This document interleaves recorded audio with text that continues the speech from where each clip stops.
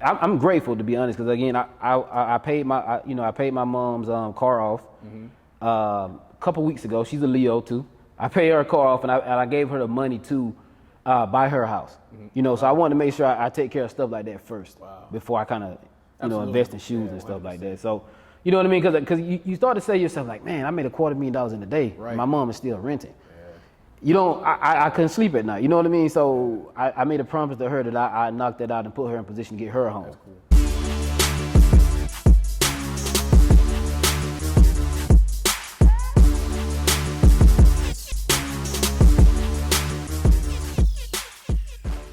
This is the Oglesby and Scott Show, the live edition. Like I said, we're leveling it up. We're enhancing the podcast. And I think what's important for the listeners is to see the evolution of a brand. And so a lot of people, they're sitting out there, they're waiting for their business to be here before they start launching that podcast when they wasn't with us shooting in the gym, man. We were out there, we had like I said, the microphone, no microphones, we had the laptop, and we had the phone on speakerphone just over here talking to people. And interestingly enough, the guest that we have today was a prior guest, and the interview that we did with him was, we kind of pulled it together. I was in Detroit, I think. I was on speakerphone on my phone, and he was where he was. And so it's really cool to continue to level us up this, because I know he has a powerful story. This guy is doing crazy numbers.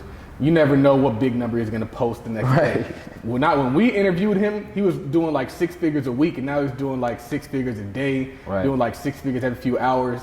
And it's just impressive, but I think inspiring and motivating to see, because he keeps you wanting to push. It's like, if you think you're good and you can settle, you can't settle, because he's still grinding. So I'm not sure if you guys know him. He's more so in the field than on the gram, but he's definitely somebody that you guys should know. His name is Marquis Robinson. He is a wholesaler, 7-figure wholesaler in the Georgia market, I think, but he also wholesales outside of Georgia. He also owns a tech company that caters to the wholesaling community, and he's just an overall dope, happy, good person. So welcome to the show, man. Man, thank you, man. Thank you for the opportunity to get on with you again, man. Just grateful for the opportunity. Grateful for the opportunity to talk to you again, man. And I mean, you inspired me. You inspired me with your podcast. I remember when I first got started with wholesaling, I would listen to your podcast. I remember listening to, I want to say the guy out of Houston, he does fix and flips now. Him, and there was a few more people as well. I remember lady contractor up in Detroit, she was talking about, she just went for it. Even Nita as well. So it was so many people that came through your podcast, man, that kind of inspired me to keep going when I was really, like you said, shooting in the gym and really trying to get off the ground. So I think that's why this stuff is important. I tell people that like the content that we put out there is inspiring somebody, it's changing lives. And so like when we add value to our community, it has so many different derivative values. So yeah, I'm expanding my network. Yeah, I'm getting my brand out there. The people who are coming on the show, they're getting their brand out there. But then you also have guys like you who are listening, and they're just like, all right, I'm waiting on my come up, and then they just do crazy numbers. Right. And so like, I'm just really big on that. I'm really big on us giving back. But I want you to tell us your story. What was life like growing up for you? Okay, cool. Yeah, for the most part with me, I grew up in South Georgia. Funny thing about when you tell people you're from Georgia, they automatically assume you're from Atlanta. Yeah. And I'm pretty sure they can tell like the way with my accent, I'm from South Georgia. I had a very humble beginning. My mom did a great job with me and my siblings. Me and my dad were cool and whatnot. But I just grew up in South Georgia. I really didn't see too many positive black males in business. You know what I mean? The only really positive black males I saw were like athletes and things like that. So I kind of, when I went off to college and stuff like that, that's when I kind of started to see positive black males in business and stuff like that. So I just, it was a humble beginning. I mean, when I tell people, I come from the bottom. When I say the bottom, it's no skyscrapers where I'm from. You know what I mean? So it's very, very like down there, it's rural. So you don't really see. You don't see the things you see in Atlanta where you see a lot of African Americans. They're prospering. You know what I mean? So you really don't see that down there. And I mean, I went to college for education. Well, actually, I went to college for business administration my freshman and sophomore year. But I kind of had a change of heart. I felt as if I would teach, I would be able to have a upfront impact on the kids and stuff like that. So that's something I kind of wanted to do in the beginning. After I graduated, I worked at Verizon. I was selling phones and stuff like that. So I tell people that's really where, even people that, if you're at a job right now and you're planning on leaving that job, I would say take whatever you can from that job. And I think that's where a lot of people drop the ball at, because when I worked at Verizon, they taught me how to be a master salesman. So I applied it every day in my wholesale real estate business, sales, building rapport, negotiations, how to overcome objections and stuff like that. Because when I was at Verizon, man, if you didn't meet your metrics, they would make you work on Saturday. Like it was in the contract. If you didn't meet your numbers, you work on Saturday. So I always kind of had that mindset of I gotta go. I have to make this happen. You know what I mean? So I would say from there, I started teaching. Again, I'm pretty sure a lot of people probably know my story. I was only making $2,000 a month, right? I was getting paid once a month as a teacher, and I kind of went for it, man. You know, I was like, man, you know, I know how to sell, and I've always been into entrepreneurship and stuff like that. So let me figure out what I can do to really kind of like, you know, bet on myself and go for it. So I kind of, and that was a couple years ago. What age were you when you decided to go for it? I feel like I was a late bloomer. Probably around 27, 28. Okay. I started kind of getting on YouTube and kind of like looking up real estate videos because I heard a commercial, man, because I lived in Florida for like a year and I taught down there. It was a guy, Than Merrill. He was like, you can come to my seminar for free and you can find properties and sell them with little money or no credit. I was like, okay, that's definitely me. I only made $2,000 a month. My credit was terrible at the time. That's definitely me as well. And number 3 is free. Why not go on a Saturday? You know? So you said you're a late bloomer, but you also have a college degree, right? Yes, 2. You went through college. What's interesting is what I think happened is I think that you were trying to play the college game. Right. We're told, go to school, Yep. get a good job, and you're just working it like, yeah, one of these days this college thing's gonna pay off, and then maybe it didn't pay off as soon as you wanted it to pay off. And so you're like, I gotta try something different. I gotta flip this on its head. And so it's just interesting because I hear in your story kind of like what's in my story and maybe in other people who went to college, because I just talked to JT Money and he did the same thing. He was a teacher, multiple degrees, and you're like, man, these degrees ain't paying me what they said it's going to pay. Exactly. It's not doing what they said it was supposed to do. Right. Whatever that phrase is. Right. I think that's interesting. When you turned 27, do you just immediately got into wholesaling? Is that where you started? So absolutely. So what I did, my cousin, she's a broker. And she kind of explained, she was an agent at the time, and she kind of explained to me like because you know, I'm pretty sure most people, if you did a poll right now and you talked about real estate, they automatically assume when you get in real estate, you're going to be an agent, a realtor, right? Yeah. That's what I thought. So I talked to my cousin about it. She was like, yeah, you know, being a realtor is okay, but you have to drive around town all day, do all these showings, and then you have to split a percentage with a broker. And I kind of started doing the math. I was like, okay, that's not really scalable. Yeah, right.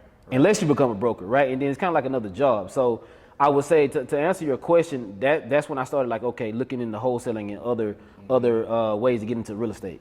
You know, because again, I didn't want to go take a test. I was burned out with school and studying and stuff like that.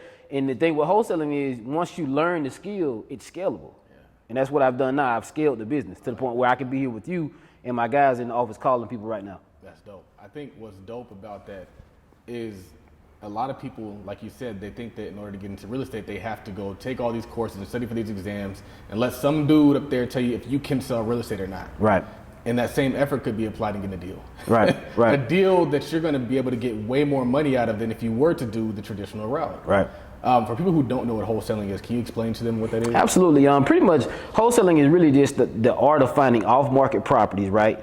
And you're finding these properties, you're marketing to distressed sellers, someone that's going through a divorce, they're tax delinquent on the property. It may be an absentee owner that may live in California. They have property in Detroit and they're kind of tired of just dealing with the tenant and things like that. You know, specifically with what's been going on with the moratorium and all that. Yeah, so we find those, right, we market to them, we find those type of properties, right? And we get them at such a low price that we can put a fee on there and we sell the property to another investor. So we middleman the deal, if you will. It's almost like a pawn shop. You know, we find the properties and get them at a very cheap price, and then we make money in between. One thing that I struggle with in wholesaling and finding off-market deals is making an offer that is profitable. Like, how do you get it low enough to where it makes sense for you and it's not maybe insulting to them if you cared that you're insulting them? No, the biggest thing is I tell my guys, don't focus so much on selling, focus on solving, because if they're a motivated seller, right, and they have a serious problem, then they'll trade the equity in the property for speed and convenience. Yeah. Now, back to the numbers, it also goes back to you need to know your numbers and really actually take pride in your craft. You know what I mean? It's almost like you have a nice haircut right now, right? I'm pretty sure that barber took pride in their craft. They didn't just say, I'm just get this guy a regular cut. No, man, this guy says he's going to be on a podcast. Let me make sure I line him up right. So I think that's the problem with a lot of wholesalers is they don't take the time to really know their numbers. Yeah. We look at the ARV, after repair value, what a house is going for after it's fixed up. Right. And also I teach my guys like the 1% rule. Like, okay, does this property fit the exit strategy of a fix and flip deal where you look at the ARV after you fix it up, or number two, is it a buy and hold? Because we have to understand this: every investor is not a fix and flip guy. Some of them just want cash flow and they just want to put a 10 in there, and live the American dream, get the cash flow. And you want to make sure it makes sense for both. Absolutely, both parties. Yeah. You double the size of your market. Yeah. For buyers. So, in terms of like getting that number, are you guys like looking at what the home is valued, and then you're looking at if there's debt on the property? Are you asking the person who's selling the property? You're saying like, how much do you own this property?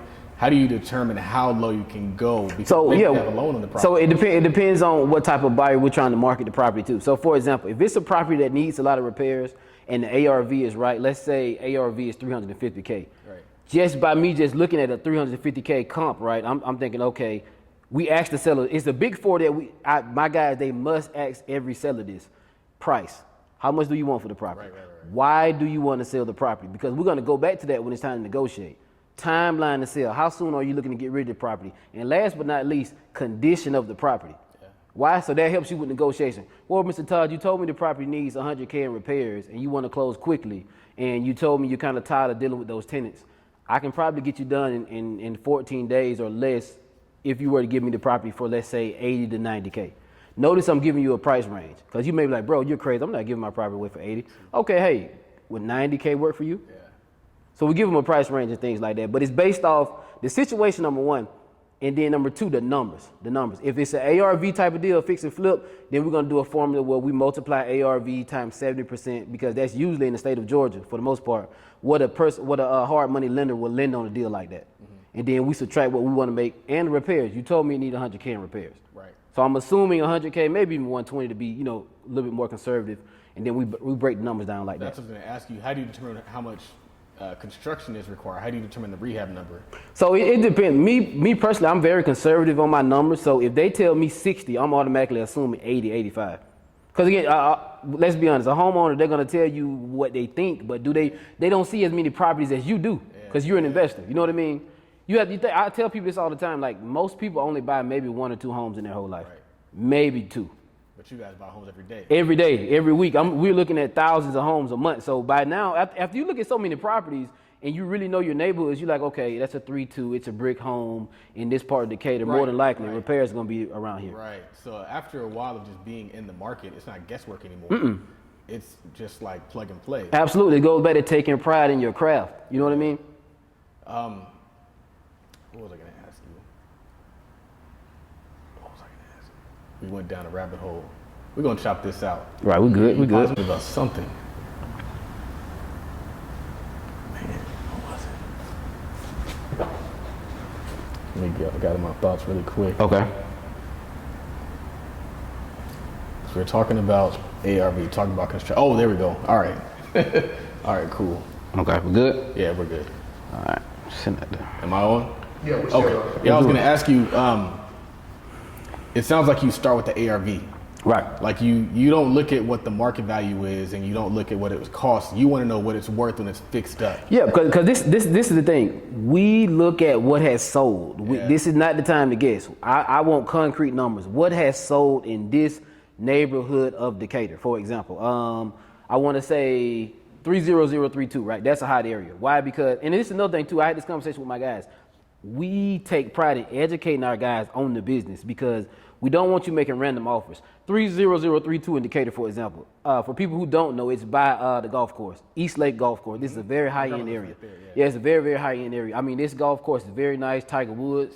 That's where the Masters at. Yeah. You see the difference, and it's only like 10 minutes from downtown. Mm-hmm. It's a hot area. So the ARV over there is about probably 400K, maybe even $500,000 going on over there. So we're looking at those numbers and breaking it down from there. Yeah, and so it sounds like you're looking at the ARV because that's what you're selling to the investor. Yeah. You're selling, this is what you can sell this for. So yes, sir. Kind of beginning with the end in mind. Absolutely, yeah. We're backing into the numbers. Hey, sir, this property on this street over here in East Lake by the golf course, it's going for 450K. Yeah. If you buy it from me for 175, you put another, let's say 150 in it, that puts you all in at what, 320?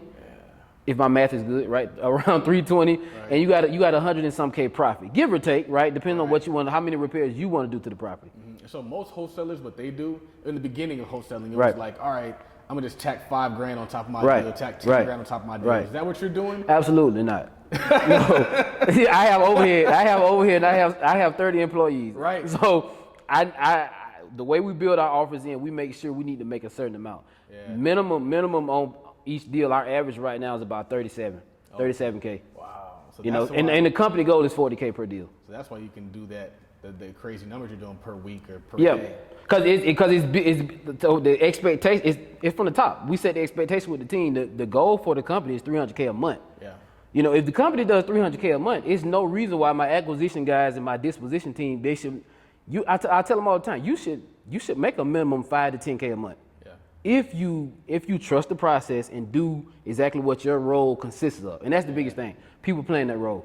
So in terms of training people to make offers, Right.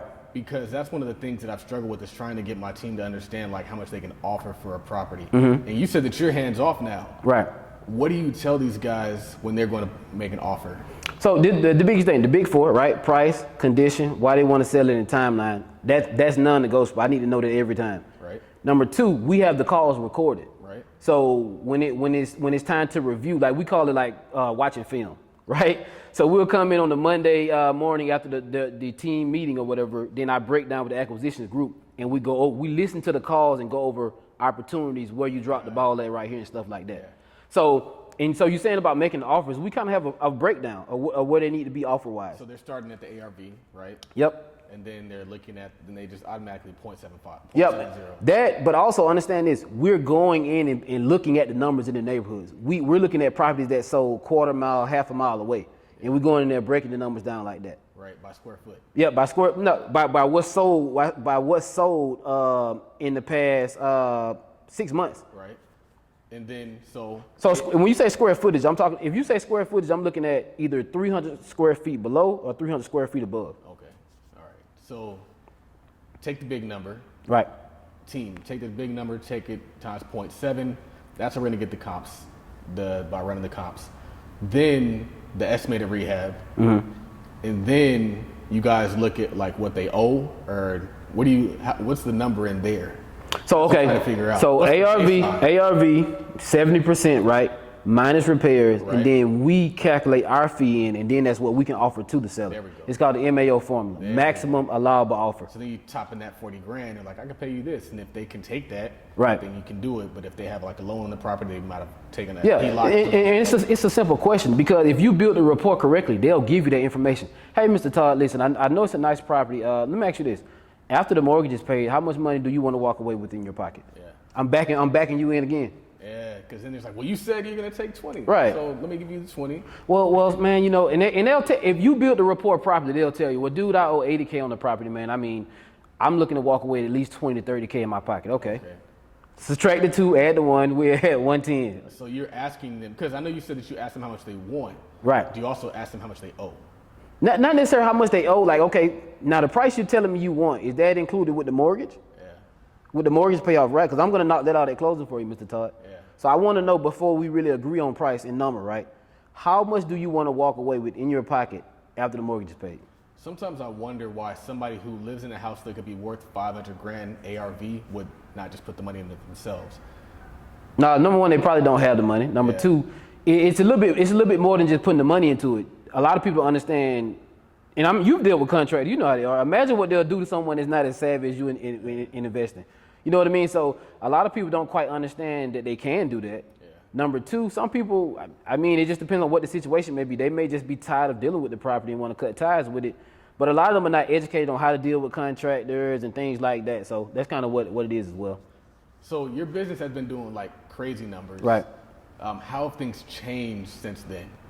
I would say since then we ramped up the marketing. We did $250,000 in a day. I had a $250,000 day. $250,000 day. Yep. Today or? Nah, not today. It was I think it was last month. You had a $250,000 day in revenue. Yes, sir. Damn. Yep. We had a lady. She had 4 properties in it was South Fulton County, South Fulton, Union City area, College Park down that way, and she was wanting to liquidate those so she can use the capital to get into the commercial side of real estate. Okay. Right? And she was like, hey man, I just want to liquidate these. I've held them onto them for a while. Everything that's been going on with the tenants, I'm kind of over it. right? And I'm like, oh, great, I can definitely help you out. Yeah. And so she liquidated the properties. Now she's going into commercial where she can kind of like rent out spaces like this to do event space, that type of thing. So she kind of want to get, she just said she's done with residential. Yeah. So you got 4 properties. How much was the contract price? I want to say contract price on those, we had 2 for 160, another one for like 170. All right. And how much did you sell them for? We sold them to another investor for two. I want to say 2 of them was like 240, and then the other one was like maybe 235ish. What's the ARV on those? AR. So again, these were buy and hold deals. Okay. These were not fix and flip deals. These Really? are buy and hold deals. Yeah. You always think that you gotta flip it. Again, remember I told you it's different types of buyers. That's what I feel like. That's what separates us because we understand enough that every deal is not going to be an ARV deal. It's just not. So you got it under contract for, let's just put round numbers, 300 grand. Mm-hmm. You sold them for 550. Mm-hmm. But the actual value is 550. Mm-hmm. That's crazy. Because again, this type of investor was looking to do something else with the property. They want to put tenants in them and things like that. He didn't have to put any money into repairs? Nah, these were clean.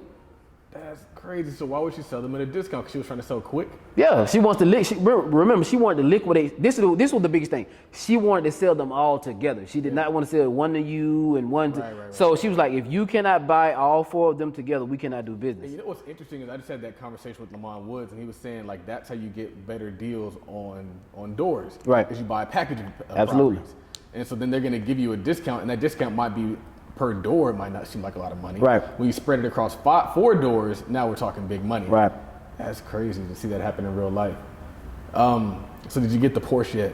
Not yet. Are you gonna get the Porsche? I want to get it for my birthday in March. I'm looking to build my asset column, the rest of this year to prepare for that. But I tell you what, the last time we talked, you asked me have I bought anything crazy. I did buy a pair of Dior's last week. Oh. So you motivated me to switch it up a little bit. So I did buy a pair of shoes. What is it like when you cross that threshold to start getting something nice for yourself? Man, I'm grateful to be honest, because again, I paid my mom's car off a couple weeks ago. She's a Leo too. I paid her car off, and I gave her the money to buy her house. So I wanted to make sure I take care of stuff like that first before I kind of invest in shoes and stuff like that. So you know what I mean? Because you start to say to yourself like, man, I made $250,000 in a day. Right. My mom is still renting. I couldn't sleep at night. You know what I mean? So I made a promise to her that I knocked that out and put her in position to get her home. That's cool. Because I'm seeing properties all day. I'm like, man, my mom's renting. Yeah. You know what I mean? So that's the biggest thing, man. I think that the cool thing is you also got to kind of reward yourself. Yeah. Because you're working hard, man. Right, and that's something I struggle with. You can only be frugal for so long. I don't go crazy, but I do treat myself every now and then. So lifestyle still about the same, even though you're making all this crazy money. Oh, absolutely. I'm real, man. To be honest, I live a very, very simplistic lifestyle. I'm looking to get a penthouse next year. Okay. Lease, of course. I don't want to buy one. But I'd probably lease one next year and kind of just, maybe live that life for a year. It's just me. So it's just me. I probably want to live that life. Nice overview of the city, be able to see the city and stuff like that. But I mean, I think I told you that I'm big on traveling. I like to travel. Yeah. I like to travel, meet new people, and really get different experiences. Go to different countries because it humbles you and it kind of like opens your eyes a little bit. Like I remember going to Mexico, man. I went to Cabo, and this lady, she stopped me. She ran up to me like, hey, she was like, hey, can I just rub your feet for a few dollars? And I'm like, okay, cool. She's like, yeah, I'm gonna use this money to take care of my kids and things like that. So when you come back to the United States and you say, man, I've made over $1.5 million in half a year, 7 months, buying and selling properties that I haven't sold them. I haven't seen any of these properties this year, number one. Number two, I'm not putting my credit on the line. It makes you very grateful for the opportunities in the United States. What's your favorite place to have traveled? My favorite place to travel, I would probably say Mexico.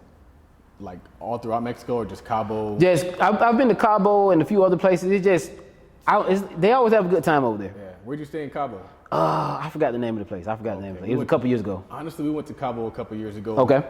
It was one of my favorite trips. It was great. It was expensive, right? But they treat you really well over there. They have a good time. It's like they're excited for you to come. Yeah. Of course, the tourism money, but it's like they really.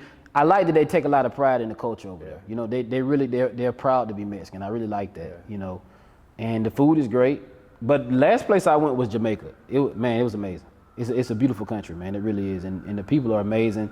They're very hospitable, and they love to feed you jerk chicken and rum punch. That's man. I was like, man, I had so much rum punch, man. So Jamaica's nice. I want to buy a property, either buy or build a property in another country. You know what I mean?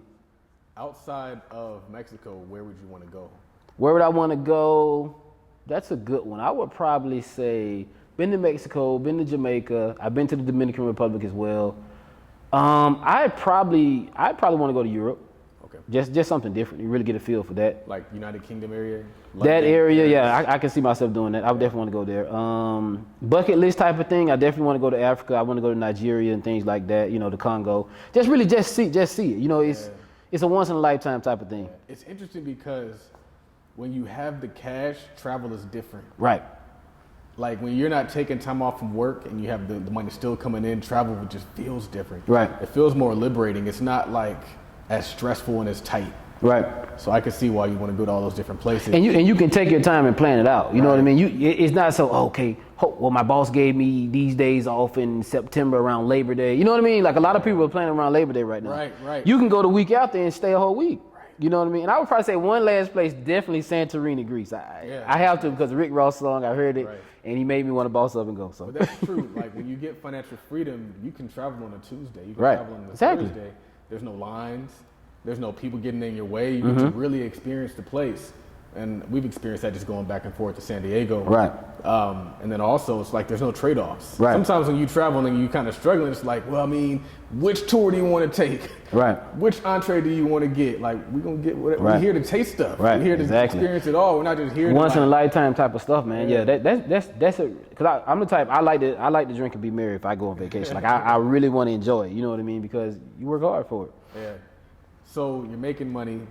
What are you investing in outside of your business? Okay. So I'm investing. I have a Walmart automation store. I just started that with a buddy of mine. Yeah, the Walmart automation. Kind of like the Amazon automation thing. Really? Yeah. That's dope. So I have that. I have the Walmart automation thing with a buddy of mine. I have an Airbnb. I'm actually releasing a CRM very, very soon for my wholesale mastery students. I'm dropping the course next Sunday. I have that. I told you about software. I have my skip tracing software and things like that. So this is kind of like my investing. Yeah. My investing year. I want to put as much as possible into the assets. So when I do go buy the toys and the penthouse and stuff like that, I won't. You won't feel bad about it. You're like, man, okay, this is paying for that and stuff like that. Yeah, so I was talking to Jeremy Johnson and he was like, man, as a culture sometimes, we think that like having money is having things. Right. And he's like, nah, that's not having money. That's the money that you don't have anymore. So it's like, you got to take that cash, you got to put it into something that's going to generate cash that now allows you to live the life that you want to live. So I definitely agree. That's one thing I'm big on. Like, if we ever do the luxury, it's just because we're taking the money out the stock market. Right. It's not because we do, I don't know, have to take a paycheck or something. Right. You know what I mean? Just doing it just to do it. Yeah. The numbers on a Walmart store. Right. I never heard anybody owned a Walmart store. So it's a Walmart automation store. I'm pretty sure you're familiar with the Amazon automation. You see it all over the internet. So that's a new one. I just started that with a buddy of mine. The returns have been good so far. I would say up to this month, we've made about $12K this month. Is it like a franchise? How do you? So it's like someone sets it up for you. Yeah. You reach out to someone and they'll set the whole store up for you. Basically, what you're doing is you're putting up the cash. Right. And then you're putting the money on a business credit card. Okay. The reason you're putting it on a business credit card because, of course, the percentage that you use won't report to your personal credit and bring your score down and stuff like the usage rate or whatever. So that's kind of what, so I got that with a buddy of mine. How much does it cost to get into one of those? We got in at $32K, so $16K a piece. And so in terms of the real estate, it's in a physical store, right? No, this is online. It's only online. What? It's an online store, yeah. So people go in, they buy it from your store, and then you kind of fulfilling it from Walmart. Similar model to the whole Amazon automation thing that's been going crazy. But the difference is a lot of people are trying to do Amazon. So now, of course they're trying to they're gonna start becoming gatekeepers and stuff like that. Yeah. But Walmart is not as popular, so that's why we went that route. I never even heard of that. What other investments are you considering? So I think right now I'm investing in the Wealth Forever brand. We'll have the Shopify store set up very soon. Of course, more property, but I want to get into apartments. I want big doors, you know. So I'm looking to go bigger. Because I mean, single family is cool. I don't want to say I've mastered it, but you know, as an entrepreneur, you know, after a while, you're like, okay, I need a new challenge. Right. So I'm looking to get into apartment syndication, and I want to get into apartments. And there's more money out there too. Absolutely. That's one of the things I realized is they always say like it takes as much time to make a little bit of money as it does to make a lot of money. I agree. And so it's like you got to get, I think it's a mindset thing that we want to stay with what we know. Right. And so you got to kind of stretch your mind. So the challenge is really going to stretch your mind more so it's going to stretch anything. I agree 100% on that, Todd, because think about this. To get the success that you have now, you had to get out of some comfort zone before you got here. So to get to the next level, you have to leave this comfort zone. You know what I mean? Mm-hmm. And that's kind of how I look at it. Like I was in a comfort zone with a W-2 job and things like that. I let that go, got into entrepreneurship. I built a 7-figure business, right?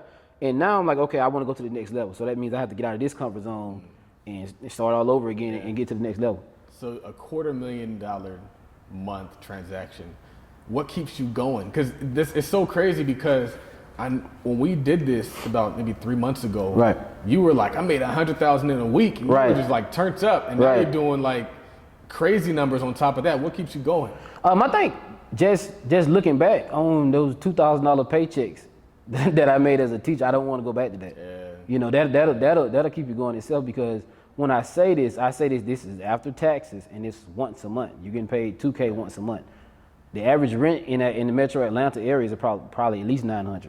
Yeah. So 50% of the check is gone. They do that. So I never want to go back. I never want to go back to that feeling. And then, you know, I'm big on wealth. I mean, I'm in the process of trademarking wealth forever. It's something I truly believe in. I really live this life that I want to set my family up to win long term. You know, I was telling a buddy of mine, like, man, if you look up the top 5 most wealthiest people in the United States, I'm pretty sure half of them are Walmart. Yeah. Walmart family, the Walton family. Yeah. I want my family to be that way. Like, you know, you look us up, like, man, the Robinson family, they're nice. So it's like, and I think that's so important. And I think the same thing can be said about me. Is like people would say, oh, well, you've accomplished X, like you should like chill, but like X wasn't the goal. Right. Right. Like M's wasn't the goal. B's is the goal. Right. We're not done. Right. It's more work to do. Yeah, that's so dope. Wealth forever. What does that mean? Wealth forever to me, it means that something that will outlive me. It means something that my family will be able to inherit, even just a name. Like I put the money up to trademark because I want them to inherit it. Like I don't have any kids, but when I do, I want them to walk into, you know, I joke about this, but Robinson privilege, you know what I mean? Right. They can do business with whoever they like, go to school wherever they like, eat wherever they like, travel wherever they like, and things like that. That type of, you know, leverage and those type of relationships, but most importantly, choices, man. Mm-hmm. I didn't have those type of choices growing up, you know what I mean? Yeah. But I think what's forever to me, it means just long term, man. Long term, generations to come, and just put my family in a better position. Outside of the wholesaling business, what are you doing to accomplish that goal? So outside the wholesaling business, it's a good question. Of accomplishing wealth for everybody. Okay, right now, so I've I've helped my mom out. I'm in the process of helping some family members get some things together, credit-wise and stuff like that. I say the next thing is I have a Roth IRA set up. I have a $1 million life insurance policy set up, so they'd be beneficiaries of that and stuff like that as well. So I have people that I work with my finances and stuff like that to make sure I'm investing in the right thing. Not necessarily just wholesaling and, you know, the brand, but really long-term plays that'll set us up. So. Right. Getting close to the end, but I do want to ask you what tips you have for people who are looking to get to where you are right now. Okay. Simple, man. Stay with it, man. Stick with it. Like, understand is in the beginning, family, friends, a lot of people are not going to support you because, let's be honest, a lot of people don't support themselves. They don't believe in themselves. So they're probably not going to believe in you, but you have to just stick with it, man. Stick with it. Have faith. You know what I mean? Do good business, but once you really break through, they'll come back and want to support you. You know what I mean? But always remember your why. Why'd you get started? Why are you doing this? Because the why is going to help you when you go through those peaks and valleys of entrepreneurship. Have you been seeing people's opinions change who are close to you now that they're seeing what you're doing? Absolutely, man. Family, family members, old associates, just random people on social media and stuff like that. And I consider myself an extrovert. I'm very personable. I don't have a problem talking to people, but, I can definitely see the change. Now people see the results. We were just on Forbes and stuff like that too, me and my partner. So people are like, okay, this guy is for real. But it's like, I've been posting for 3 years. You guys just not catching up. Yeah. I've seen, it's so funny. I always tell I mean, on the first podcast, we talked about how I reached out to you like 3 years ago. Right. And your response was, I'm not there yet. Right. And then when you got there, I reached out again, and you're like, yeah, let's eat. Let's do it. and that just me just out of respect for your show. Like the type of people that you bring on, like, man, I have more work to do. I kept listening to the show and getting better and better and better, but I was like, man, when my opportunity comes, when I'm ready, I'll jump on it. Dope. So I'm going to ask you the last 4 questions. Right. The same questions I asked you last time. Okay. But we're going to hopefully get maybe a different response. The first question is, who is somebody that you look up to and why? I say number one is always my mom. You know, she's very, she really sacrificed so much for me and my siblings, you know, taking out the student loans for me and stuff like that for help me get through school. I mean, she had me at a very young age and stuff like that. And I mean, she's always been supportive of me. I'd probably say next would be somebody I look up to. Just anybody that's really just killing it in entrepreneurship and they're giving back to the community and things like that is really having an impact. You know what I mean? A lot of I probably said this last time, a lot of your guests and stuff, I can rattle off names all day. You know what I mean? Just because this is, you know, my biggest thing is this is something what our community needs, man. Right. To be able to see someone like yourself, you're from the West Coast, I'm from the South, but we can come together and talk business. You know what I mean? And I'm happy for you, you're happy for me and stuff like that. So that's probably who I say I look up to. It's crazy how with these podcasts, we can promote people that maybe the news wouldn't even get to. Absolutely. And I think that is so mind-blowing to me because, like, back in the day, you had to get, like, on a talk show, you had to get on, like, the news in order for people to know you are. And now we just, like, look at this dude. He's over here making millions of dollars. Check him out. And, yeah, you're in Forbes, but, like, I mean, now you get on my podcast, Andre's podcast, probably other podcasts, and so everybody's putting you out there. Right. And so other people can see that. So it's like the cycle, right? Right. So it's like the cycle that started when you were watching the show. Now somebody's watching you, and they're like, this dude made how much money? And and they're going to be next. And they're going to be next. So they're going to be next. And I think that's why this stuff is important. What's your favorite business or investing book? Business and investing book, I would probably say my number one would probably be the Rich Dad, Poor Dad Cash Flow Quadrant. And I'm going to tell you why. The big thing I learned about that book was the different things. Right. BI, investor and stuff like that. And it really kind of breaks it down because a lot of people, you know, they say they're business owners, but it's really a job. And they don't quite understand delegating and leveraging and things like that. For example, like I said, I'm here with you, but I have my guys at the office making calls. I own a business and a system. Yeah. You yourself, you talked about the stock market earlier. You're an investor. You know what I mean? So I think a lot of people don't take the time to really take a step back and understand that. You may be great at what you're doing, but it's still a job. You're self-employed. How do you get to the point where you can let go? Because a lot of people, when they're entrepreneurs, or they're beginning entrepreneurs, they're like, no, I got to be involved. I got to make the phone calls. I got to make the closing. How do you still have like your confidence? Because I think it's like an ego thing. It is with people, yeah. Like, how do you still have your ego and your sense of self-importance if you're not being involved in every detail of your business? I think my thing is I'm very self-aware. I'm very open-minded, and I understand this. You can only do so much by yourself. Like, for example, I made 6 figures by myself last year. But when I really put a team together and partnered up, that's when I started seeing millions of dollars. So it's a mindset shift because people, you may be successful at something, but it takes a team to really get to the next level. Even LeBron James, Michael Jordan, they won championships with teams. Yeah. That's the biggest thing. I think a lot of people don't have the team mindset. It's an ego thing for sure. Yeah, for me, it's just like letting go. Right. Because I've noticed, like, if you let go, that's when you make the big money. Absolutely. If you're involved in everything, 6 figures, and you're like, I make 6 figures. Like, which is cool, yeah. Yeah, 6 figures is good for an individual. Exactly. It's good for an individual, but if you got bigger goals, you got to get a team around you, 100%. What does wealth mean to you? Wealth means to me just building something, you know, long-term, man. Long-term legacy, man. Like, I'm big on legacy. Like, I want my last name to like really live, you know. Even like for example, the street that we turned on to get here, John Wesley Dobbs. Yeah. You know, he's related to the first black mayor in this city. You know what I mean? Maynard Jackson. That's wealth. That's legacy to me. You know what I mean? Long term, and it's nothing but respect on their names. Yeah. So that type of stuff. Just long term, and just set my family up to win, even the ones I'll never meet. What's your favorite podcast? Favorite podcast? Maybe cliche. Todd Capital show. Or, you know, definitely that one.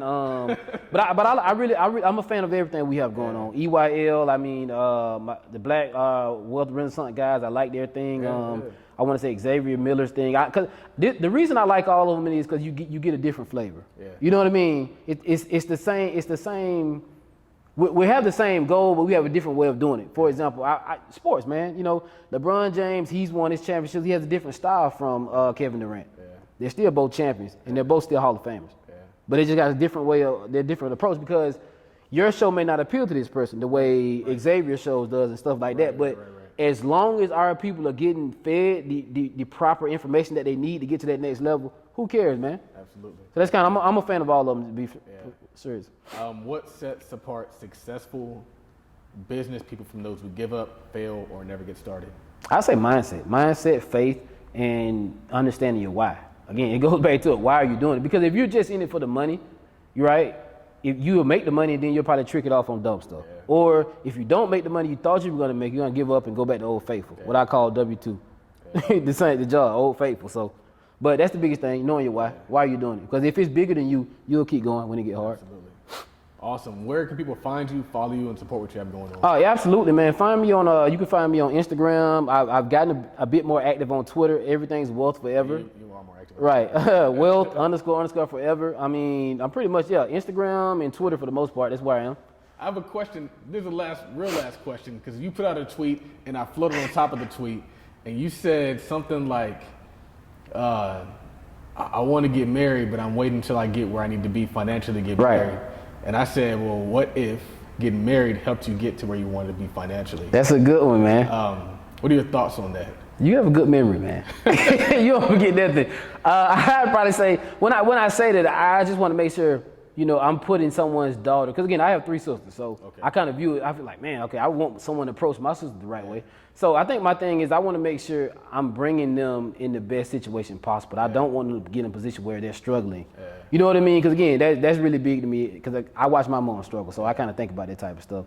I think, you know, to add on what you're saying, I think that could possibly help me. It just has to be the right person. It has to be the right person. Their mind, and I tell people, the mindset is big to me. You know, are you into investing somewhat, or are you even open to learning about investing and things like that? Interestingly enough, I was talking to Twitter, and I told Twitter, I was like, you know, men, when they get married, they are getting married to your mind. Right. Like, they all got vaginas. Right. And so it's like, you're not out there for the sex. Right. Like, you can get sex without being married. Right. And so if you're looking to get married, you're looking for a deeper connection. Right. And so when you find somebody who not only has the mindset, but also is like loyal and down, right, despite the ups and downs, right, because even if you're up, doesn't mean you're always going to be up. I agree. And so I think that it's right to have somebody that's like there for you, right, and not there for what they can get from you. That, and I would add on, man, I'm really the person I would want. Teammate is big to me. Right. Teammate, cooperative. You know what I mean? Let's team up and make some moves. Because I think you had a great point. Like, what if the market tanks and the wholesaling thing slows down? Okay, as my teammate, I pass you the ball. What's gonna happen? Right. That type of stuff. So that's big, man. A teammate. Well, hopefully, you know, Atlanta's full of women out there. You're not from Atlanta, but you come to Atlanta. Right, I live in Atlanta, so yeah. You know, we're gonna work it out. We're gonna get this brother married off. Yeah, it'll come, man. It'll come. Yeah. So this is another episode of the Oglesby and Scott Show. We are taking it to the next level. This is our 3rd live podcast, and I know that we're bringing you guys some crazy value. So I appreciate you guys all for following the journey. Make sure you like, subscribe, and rate the podcast so we can get our ratings up, so we can take it to the next level, so we can reach more people, and make sure more people know about this brother featured in Forbes, Marquis Robinson. You can find all this information. It's going to be in the show notes. All the information for our sponsors will be in the show notes, and it's just a cool journey that we're out here experiencing. So my name is Charles Oglesby. Also, this Top Millionaire signing off.